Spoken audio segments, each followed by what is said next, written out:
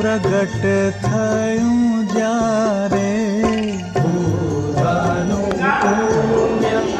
પ્રગટ થયું જ્યારે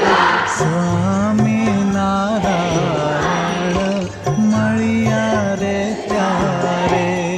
સ્વામી નારાયણ મળ્યા રે ત્યારે